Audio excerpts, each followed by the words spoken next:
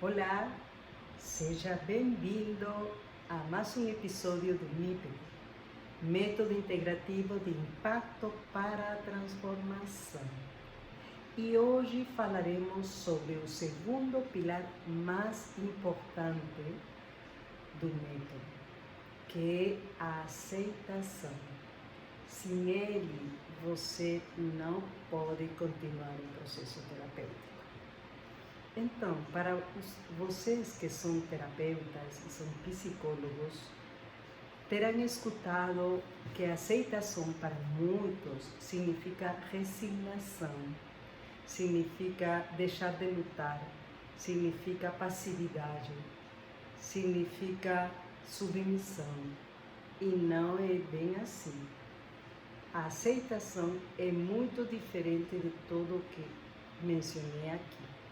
Por quê? Porque a aceitação pressupõe uma atitude de reconhecer uma realidade, uma circunstância, uma dor da qual você não tem controle, você não pode mudar.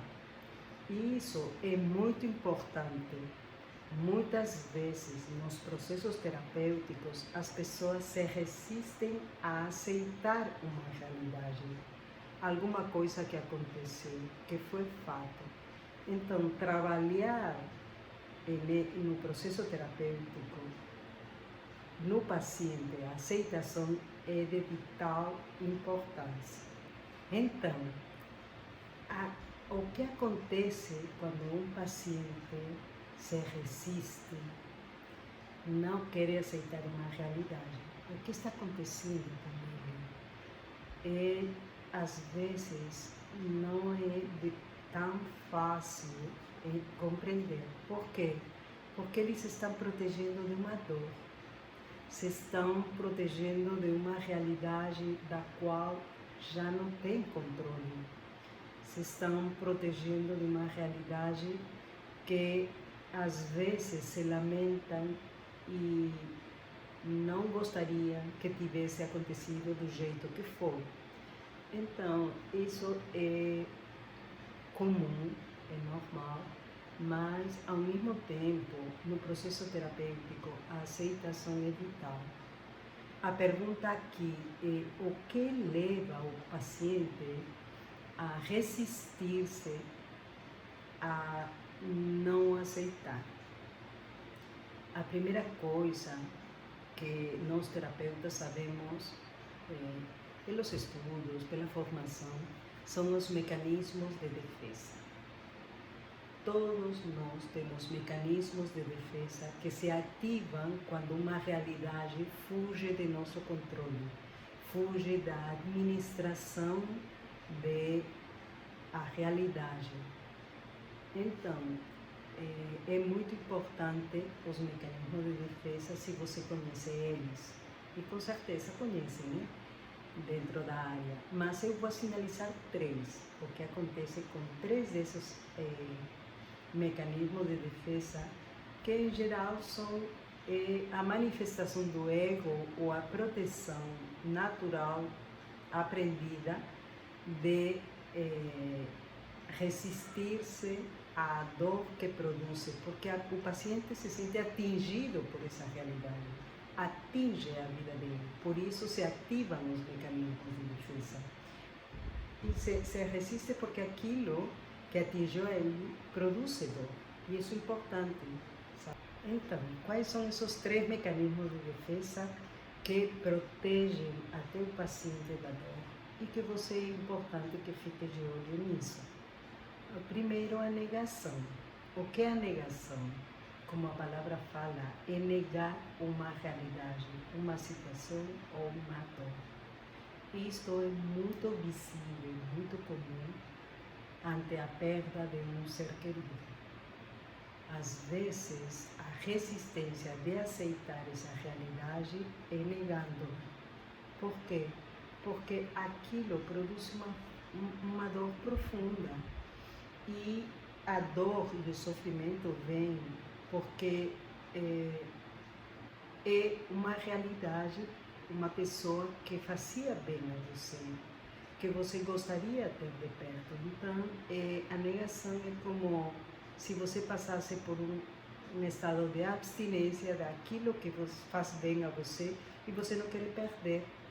Mas o fato é que é delicado, você como terapeuta, é importante acompanhar esse processo, mas ao mesmo tempo estar ciente que a ideia é ajudar ao paciente, né? Na aceitação dessa realidade. O outro mecanismo de defesa é a sublimação. A sublimação como mecanismo de defesa que utilizam os pacientes é quando desviam a dor a uma resposta socialmente aceitável. Então, as pessoas mudam o foco de atenção e procuram não tocar a dor. Isso quer dizer que a pessoa aceitou? Não. Isso quer dizer que ainda não tem a capacidade de administrar a dor. E o terceiro mecanismo de defesa, que também é muito comum utilizado pelos pacientes, é a regressão. Por incrível que pareça, regressão é mais para criança, quando nasce uma criança nova dentro da família, o filho de 7 anos começa a falar como um bebê, para que a mãe dê atenção, enfim. Mas não é bem assim. Às vezes, os adultos também regredimos. Fazemos uma regressão. Em que sentido? É uma regressão mais defasada, mas é tipo assim, eu não quero que isso aconteça, isso não tinha que ter acontecido, por que aconteceu? E chega o ciclo das lamentações, né? Então, a pessoa regride, faz birra, chora, deixa de comer, faz muita coisa que está atingindo a ela, que é uma manifestação da resistência que tem para aceitar a dor. Então, a regressão é, como a palavra fala, regredir a fases anteriores e comportamentos anteriores da vida. Então, quem se resistia a comer? Quando a criança tinha um atrito com a mãe, castigava e punia a mãe e sim comia. Eu quero comer. Enfim, então é desse estilo que às vezes observamos a regressão nos nossos pacientes e é o que impede a eles avançar na aceitação. É simples aceitar, mas nem sempre é fácil. Então, é justamente no processo terapêutico que é importante ajudar a nossos pacientes a traspassar essa barreira, essa fase de negação, essa fase de sublimação, essa fase de regressão à aceitação. Agora, é natural sentir dor? Faz parte da vida sentir dor por situações que vivenciamos? Agora, o importante não é não sentir dor. O importante é aceitar a dor, que é muito diferente. Quando você não aceita a dor, você sofre. Por quê? Porque você entra no ciclo eterno da reclamação, da cobrança, de procurar culpados, de por que isso foi assim por culpa de tal, de qual. Não. Isso é um sofrimento desnecessário que teu paciente está vivenciando por uma realidade que é simples. Dor. Aceitar uma situação é aceitar a dor que aquela situação traz na tua vida e que você é capaz de lidar com ela. Agora, se você escolhe, porque é uma questão de escolha, se você escolhe se resistir a essa dor, você vai ficar no plano das lamentações. E não existe processo terapêutico desde aí. Ou se tornam eternos, né? E não tem nada de errado com isso, só que a pessoa não progride, assim de simples. Então, no NIPT, é importantíssimo este segundo pilar, que é a aceitação de uma realidade, e quando você aceita, você toma sua força e deixa de dirigir a força em aquela realidade que você está fugindo ou está querendo que não tenha acontecido, mas aconteceu. Não tem virada de folha. E quando você, através do método e com esta visão do método, aceita essa realidade, então você toma essa energia para canalizar e enfocá-la e direcioná-la hacia a solução, que é muito importante.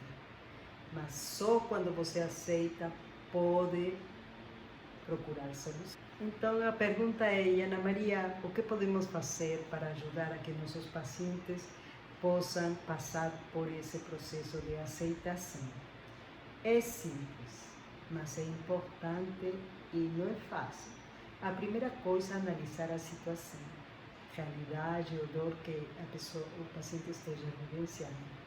Aprender a analisar o que depende dele e o que não depende dele.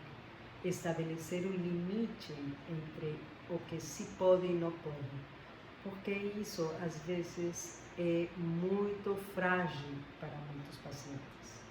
A segunda coisa é compreender que tem coisas que por mais que queiram mudar, não podem.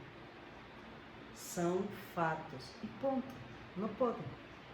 A terceira coisa é animar aquelas coisas que ele pode fazer, que façam, que comece a agir sobre aquilo que se pode. E a quarta coisa importante e recomendação é convidar a eles a soltar. O que significa soltar? Soltar é deixar de se preocupar por aquilo, deixar de querer contornar a situação para que ela seja de outro jeito. Não, solta. Já fez sua parte, já fez o que se podia, beleza. Agora, solta. Porque tem pessoas que têm tem pacientes que têm costume de remoer, e vai, e volta. Mas e se não? E se esse? Não, solta. Já você fez o que podia fazer, já enxergou o que se podia fazer, já enxergou e compreendeu que tem muitas coisas que não pode fazer, solta. Soltar é a palavra mágica. Então, o que ajuda o paciente a aceitar? Já vimos, né?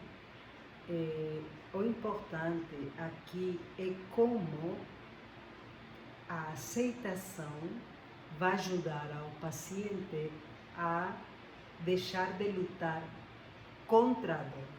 É aceitar a dor. Eu lembro, uma vez eu estava de férias com minha família e meu irmão estava com seu filho, o filho estava brincando e em um momento ele se machucou.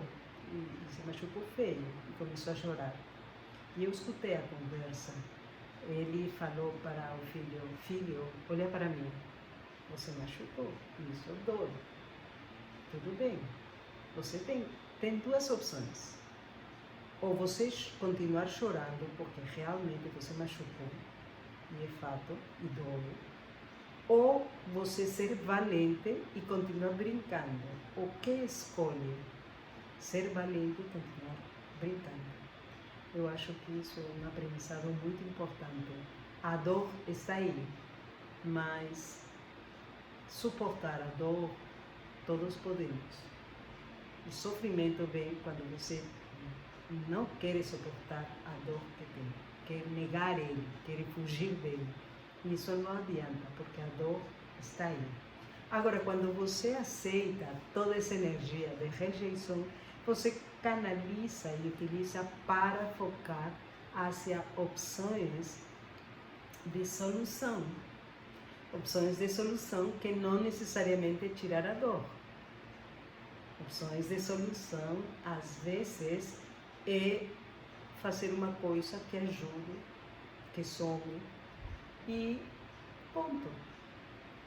É interessantíssimo quando a pessoa, com o decorrer do tempo, às vezes olha para trás e vê quanto aquela situação gerou sofrimento, porque não aceitou. Mas no momento que aceitou, todas as coisas, os caminhos começaram a se abrir.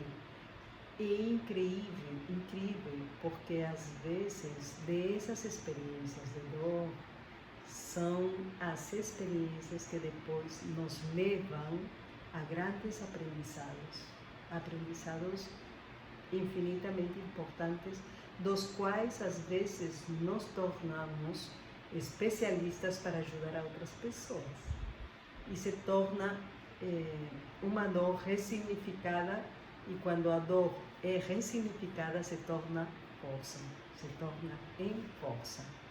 E isso é importante, que a pessoa, o paciente, chega à consulta com uma dor muito grande, toma consciência dele, como mencionamos nos episódios passados, e logo quando chega a aceitação e faz todo o processo terapêutico, observa com o tempo, com o passar do tempo, que aquilo foi um aprendizado muito importante e aprendeu a ressignificar experiências ruins, não muito favoráveis, não do jeito que gostaria que tivessem acontecido, mas aquilo se tornou uma força que hoje se torna a pessoa que é graças a essas experiências do passado. E isso é importantíssimo, evitar.